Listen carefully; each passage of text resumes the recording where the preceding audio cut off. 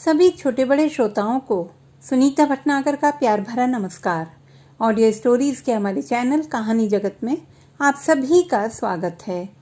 हिंदी कहानियों की श्रृंखला में आइए आज सुनते हैं जयशंकर प्रसाद जी द्वारा रचित कहानी संदेह। राम निहाल अपना बिखरा हुआ सामान बांधने में लगा हुआ था। जंगले से धूप आकर उसके छोटे से शीशे पर तड़प रही थी।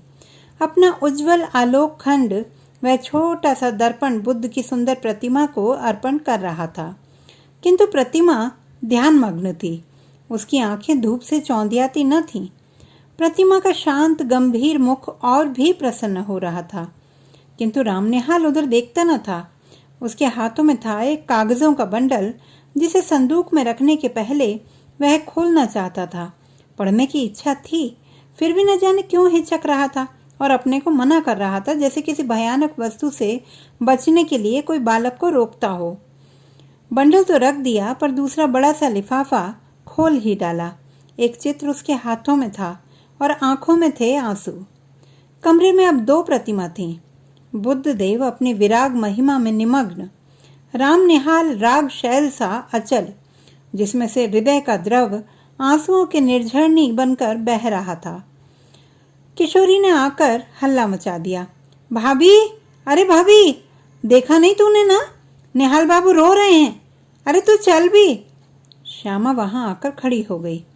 उसके आने पर भी राम निहाल उसी भाव में विस्मृत सा अपनी करुणा धारा बहा रहा था।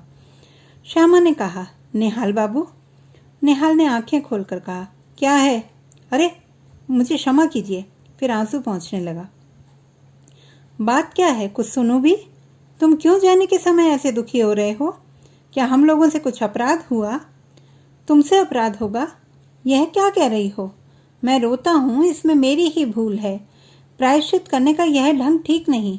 यह मैं धीरे धीरे समझ रहा हूँ, किंतु करूँ क्या? यह मन नहीं मानता। श्यामा जैसे सावधान हो गई। उसने पीछे फिरकर देखा कि किशोरी खड़ी है। श्यामा ने कहा, जा बेटी, कपड़े धूप में फैले हैं, वहीं बैठ। किशोरी चली गई। अब जैसे सुनने के लिए प्रस्तुत होकर श्यामा एक चटाई खींचकर बैठ गई। उसके सामने छोटी सी बुद्ध प्रतिमा सागवान की सुंदर मेज पर धूप के प्रतिबिंब में हंस रही थी। राम निहाल कहने लगा, श्यामा, तुम्हारा कठोर व्रत वैधव्य का आदर्श देखकर मेरे हृदय में विश्वास हुआ कि मनुष्य अपनी वासनाओं का दमन कर सकता है, किंतु तुम्हारा अवलंब बड़ा दृढ़ है।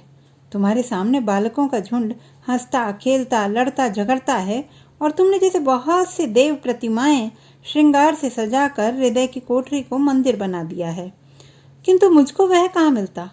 भारत के भिन्न भिन्न प्रदेशों में छोटा मोटा व्यवसाय, नौकरी और पेट पालने की सुविधाओं को खोजता हुआ जब तुम्हारे घर में आया तो मुझे विश्वास हुआ कि मैंने घर पाया। मैं जब से संसार को जानने लगा तभी से मैं गृहहीन था।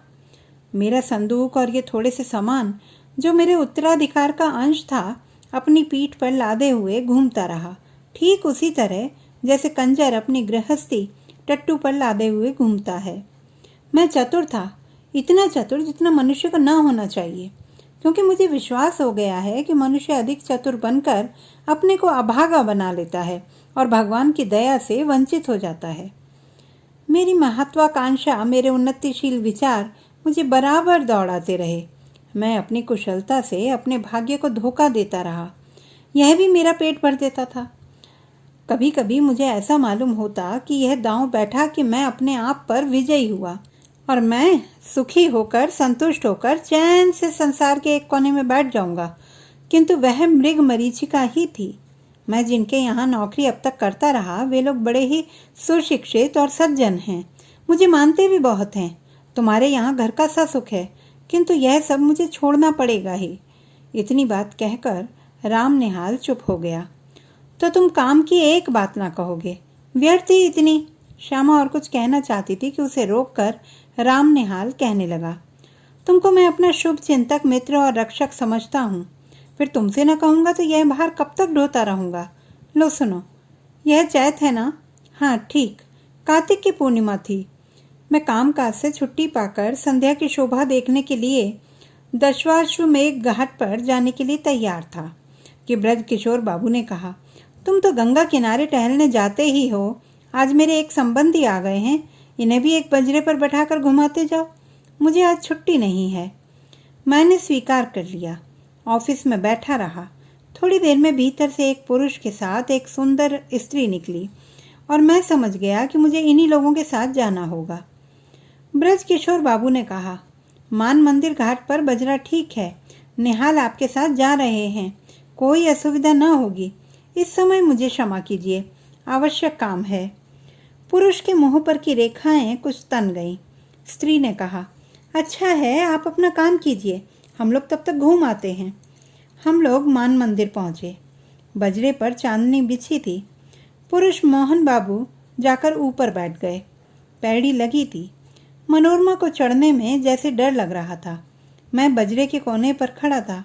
हाथ बढ़ाकर मैंने कहा, आप चलिए आइए, कोई डर नहीं। उसने हाथ पकड़ लिया। ऊपर आते ही मेरे कान में धीरे से उसने कहा, मेरे पति पागल बनाए जा रहे हैं, कुछ कुछ हैं भी, तनिक सावधान रहिएगा, नाव की बात है। मैंने कह दिया, कोई चिंता नहीं, किंतु ऊपर जाकर बैठ जाने पर भी मेरे कानों के समीप उस सुंदर मुख का सुरभित निश्वास अपनी अनुभूति दे रहा था। मैंने मन को शांत किया। चांदनी निकल आई थी। घाट पर आकाश दीप जल रहे थे और गंगा की धारा में भी छोटे छोटे दीपक बहते हुए दिखाई देते थे। मोहन बाबू की बड़ी बड़ी गोल आंखें और भी फैल गईं। उन्होंने कहा, मनोरमा, देखो इस दीपदान का क्या अर्थ है, तुम समझती हो? गंगा जी की पूजा, और क्या? मनोरमा ने कहा, यही तो मेरा और तुम्हारा मतभेद है। जीवन के लघु दीप को अनंत की धारा में बहा देने का यह संकेत है। आहा, कितनी सुंदर कल्पना, कहकर मोहन बाबू जैसे उच्छ्वासित हो उठे। उनकी शारीरिक चेतना मानसिक अनुभूति से मिलकर उत्तेजित हो उठी। मनोरमा ने मेरे कानों में धीरे से कहा, देखा ना आपने? मैं चकित हो रहा था। बजरा पंचगंगा घाट के समीप पहुंच गया था। तब हंसते हुए मनोरमा ने अपने पति से कहा, और यह बांसों में जो टंगे हुए दीपक हैं, उन्हें आप क्या कहेंगे? तुरंत ही मोहन बाबू ने कहा, आकाश भी असीम है ना, जीवन दीप को उसी ओर जाने के लिए यह भी संकेत है। फिर हाँफते हुए उन्होंने कहना आरंभ किया, तुम लोगों ने मुझे पागल समझ लिया है, यह मैं जानता हूँ। ओह, संसार की विश्वासघात की ठोकरों ने मेरे हृदय को विक्षिप्त बना दिया है, मुझे उससे विमुख कर दिया है। किसी ने मेरे मानसिक विप्लवों में मुझे सहायता नहीं दी। मैं ही सबके लिए मरा करूं, यह अब मैं नहीं सह सकता। मुझे अकपट प्यार की आवश्यकता है, जीवन में वह कभी मिला ही नहीं। तुमने भी मनोरमा, तुमने भी मुझे। मनोरमा घबरा उठी थी। उसने कहा, चुप रहिए, आपकी तबीयत बिगड़ रही है, शांत हो जाइए। क्यों शांत हो जाऊं? राम निहाल को देखकर चुप रहूं? वह जान जाए, इसमें मुझे कोई भय नहीं। तुम लोग छिपाकर सत्य को छलना क्यों बनाते हो? मोहन बाबू के श्वासों की गति तीव्र हो उठी। मनोरमा ने हताश भाव से मेरी ओर देखा। वह चांदनी रात में विशुद्ध प्रतिमा सी निश्चेष्ट हो रही थी। मैंने सावधान होकर कहा, माँ जी, अब घूम चलो। कार्तिक की रात चांदनी से शीतल हो चली थी। नाव मान मंदिर की ओर घूम चली। मैं मोहन बाबू के मनोविकार के संबंध में सोच रहा था। कुछ देर चुप रहने के बाद मोहन बाबू फिर अपने आप कहने लगे, ब्रजकिशोर को मैं पहचानता हूँ। मनोरमा, उसने तुम्हारे साथ मिलकर जो षड्यंत्र रचा है मुझे पागल बना देने का, जो उपाय हो रहा है ना, उसे मैं समझ रहा हूँ। तो आप चुप ना रहेंगे? मैं कहती हूँ ना, यह व्यर्थ का संदेह आप मन से निकाल दीजिए, या मेरे लिए संख्या मंगा दीजिए, छुट्टी हो। स्वस्थ होकर बड़ी कोमलता से मोहन बाबू कहने लगे, तुम्हारा अपमान होता है, सबके सामने मुझे यह बातें ना कहनी चाहिए। यह मेरा अपराध है, मुझे क्षमा करो। मनोरमा, सचमुच मनोरमा के कोमल चरण मोहन बाबू के हाथ में थे। वह पैर छुड़ाती हुई पीछे खिसकी। मेरे शरीर से उसका स्पर्श हो गया। वह शुद्ध और संकोच में ऊबजूब रमणी जैसी किसी का आश्रय पाने के लिए व्याकुल हो गई थी। मनोरमा ने दीनता से मेरी ओर देखते हुए कहा, आप देखते हैं? सचमुच मैं देख रहा था। गंगा की घोर धारा पर बजरा फिसल रहा था। नक्षत्र बिखर रहे थे और एक सुंदरी युवती मेरा आश्रय खोज रही थी। अपनी सब लज्जा और अपमान लेकर वह दुर्वह संदेह भार से पीड़ित स्त्री जब कहती थी कि आप देखते हैं ना, तब वह मानो मुझसे प्रार्थना करती थी कि कुछ मत देखो, मेरा व्यंग्य उपहास देखने की वस्तु नहीं है। मैं चुप था। घाट पर बजरा लगा। फिर वह युवती मेरा हाथ पकड़कर पैड़ी पर से संभलती हुई उतरी और मैंने एक बार न जाने क्यों धृष्टता से मन में सोचा, मैं धन्य हूँ। मोहन बाबू ऊपर चढ़ने लगे। मैं मनोरमा के पीछे पीछे था। अपने पर भारी बोझ डालकर धीरे धीरे सीढ़ियाँ चढ़ रहा था। उसने धीरे से मुझसे कहा, राम निहाल जी, मेरी विपत्ति में आप सहायता न कीजिएगा। मैं अवाक था। श्यामा ने एक गहरी दृष्टि से राम निहाल को देखा।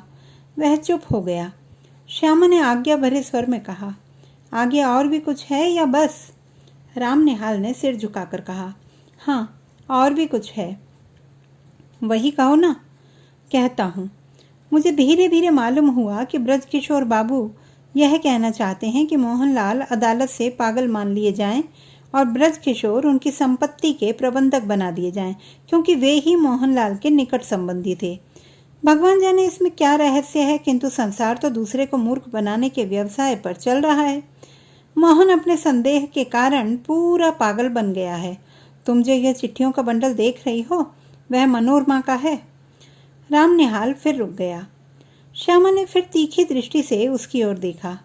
राम निहाल कहने लगा, तुमको भी संदेह हो रहा है? सो ठीक ही है, मुझे भी कुछ संदेह हो रहा है। मनोरमा क्यों मुझे इस समय बुला रही है? अब श्यामा ने हंसकर कहा, तो क्या तुम समझते हो कि मनोरमा तुमको प्यार करती है और वह दुष्चरित्रा है? छी राम निहाल, यह तुम क्यों सोच रहे हो? देखूं तो तुम्हारे हाथ में यह कौन सा चित्र है? क्या मनोरमा का ही?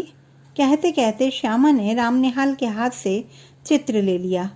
उसने आश्चर्य भरे स्वर में कहा, अरे यह तो मेरा ही है। तो क्या तुम मुझसे प्रेम करने का लड़कपन करते हो? यह अच्छी फांसी लगी है तुमको। मनोरमा तुमको प्यार करती है और तुम मुझको। मन के विनोद के लिए तुमने अच्छा साधन जुटाया है, तभी कायरों की तरह यहाँ से बोरिया बंधना लेकर भागने की तैयारी कर ली है। राम निहाल हतबुद्धि अपराधी सा श्यामा को देखने लगा, जैसे उसे कहीं भागने की राह ना हो। श्यामा दृढ़ स्वर में कहने लगी, निहाल बाबू, प्यार करना बड़ा कठिन है। तुम इस खेल को नहीं जानते। इसके चक्कर में पड़ना भी मत। हाँ, एक दुखिया स्त्री तुमको अपनी सहायता के लिए बुला रही है। जाओ, उसकी सहायता करके लौट आओ। तुम्हारा सामान यहीं रहेगा। तुमको अभी यहीं रहना होगा, समझे? अभी तुमको मेरी संरक्षिता की आवश्यकता है। उठो, नहा धो लो। जो ट्रेन मिले उससे पटने जाकर ब्रजकिशोर की चालाकियों से मनोरमा की रक्षा करो और फिर मेरे यहाँ चले आना। यह सब तुम्हारा भ्रम था, संदेह था। राम निहाल धीरे से उठकर नहाने चला गया। तो दोस्तों, ये थी हमारी आज की कहानी। आपको कैसी लगी कमेंट बॉक्स में लिखना ना भूलें। चैनल को सब्सक्राइब करें, लाइक करें और मित्रों के साथ शेयर करें।